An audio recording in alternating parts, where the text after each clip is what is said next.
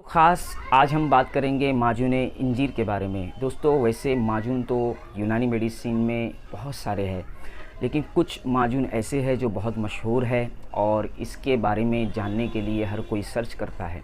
तो दोस्तों आज का हमारा टॉपिक है माजून इंजीर। दोस्तों माजून इंजीर इसका नाम इसलिए पड़ा, जो हमारे मेवे आते हैं इंजीर, ये इससे बनता है और ये इसका मेन फार्मूले में मेन होता है। दोस्तों माजून इंजीर ये ख़ासकर कॉन्स्टिपेशन यानी कब्ज़ के लिए यूज़ होता है।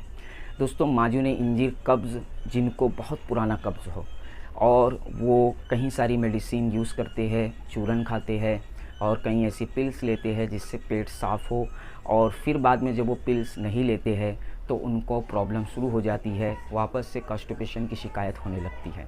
तो दोस्तों माजून इंजीर ये हमारी आंतों को मजबूत करता है, उससे ताकत देता है।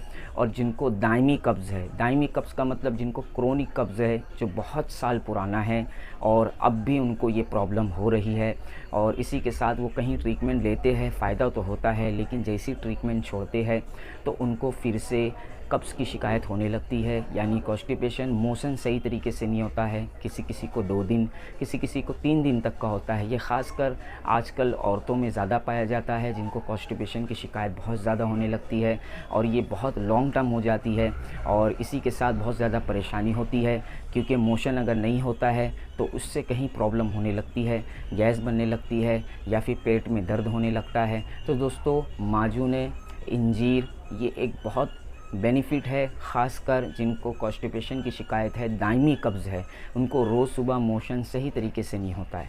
तो दोस्तों माजून इंजीर को खाने का सबसे बेहतर तरीका ये है कि आप 1 चम्मच दोपहर के खाने के बाद और 1 चम्मच रात के खाने के बाद आप ले सकते हैं। और माजून इंजीर ज़्यादा महंगा भी नहीं आता है। मेरे पास जो पुराना प्रिंट है ये कुछ लगभग 70-75 का 125 ग्राम का आता है, और अभी न्यू प्रिंट के बारे में पता नहीं कि इसका कितना प्राइस है।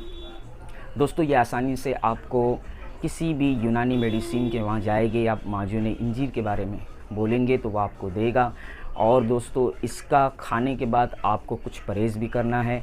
अगर आपको बहुत ज़्यादा दायमी कब्ज़ है और बहुत पुराना है तो दोस्तों आपको ऐसी ग़िज़ा का इस्तेमाल करना है जो आसानी से हजम हो जाए, जैसे सब्ज़ी तरकारी, वेजिटेरियन ज़्यादा खाना है, और आपको वेज का इस्तेमाल ज़्यादा करना है और नॉनवेज से कुछ दिन बचना है। और आपको मैदे की चीज़ और बाहर जो फूड, फास्ट फूड मिलता है, उससे भी आपको परहेज़ करना है।